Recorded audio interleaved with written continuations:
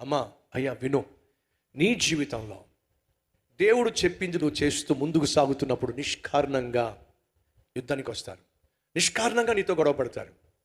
వాళ్ళు నీ వాళ్ళే కావచ్చు, నీ బంధువులే కావచ్చు, కొన్నిసార్లు తోబుట్టువులే కావచ్చు, సహచరులే కావచ్చు, సహ ఉద్యోగస్తులే కావచ్చు, పక్కింటి వాళ్ళు కావచ్చు, ముందింటి వాళ్ళు కావచ్చు. నువ్వు అభివృద్ధి చెందుతుంటే, నువ్వు పైకి వస్తూ ఉంటే నిష్కారణంగా నీతో గొడవ పడతారు. అలా నిష్కారణంగా వాళ్ళు నీతో గొడవ పడుతున్నప్పుడు భయపడిపోమాకు, బెంబేలెత్తిపోమాకు. ఏంటి ప్రభా ఇది, నేనేం చేశాను ప్రభా, నేనేం తప్పు చేశానని చెప్పి వీళ్ళు విధంగా మాట్లాడుతున్నారు, నిందిస్తున్నారు, నా మీదకి లేస్తున్నారు, ఇష్టం వచ్చినట్టుగా మాట్లాడుతున్నారు. ఎలాగైతే నేను బ్రతకలేను ప్రభా, నేను చచ్చిపోతాను ప్రభా, ఇలా పిచ్చి మాటలు మాట్లాడకండి. ఇవన్నీ చెప్పండి సాధారణం. అలా సైతాను మనుషులు నీకు వ్యతిరేకంగా లేస్తున్నప్పుడు నువ్వు తెలుసుకోవాల్సిన సత్యం ఏమిటంటే, నేను చేస్తున్నది దేవుని చిత్తము కాబట్టే సైతాను గాడు తట్టుకోలేకపోతున్నాడు.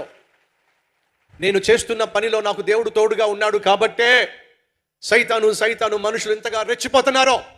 ఒక విషయం చెప్తున్నా, నీ మీదకు వచ్చే వారి పక్షమున ఉన్న సైతాను గాడి కంటే నీతో ఉన్న దేవుడు బహు శక్తి కలిగిన వాడో.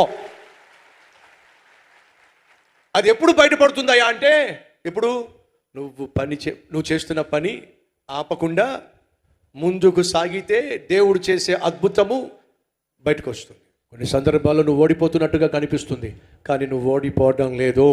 అంతిమముగా విజయం మాత్రం నువ్వే సాధిస్తావో. ఈ వాస్తవాన్ని మర్చిపోకండి.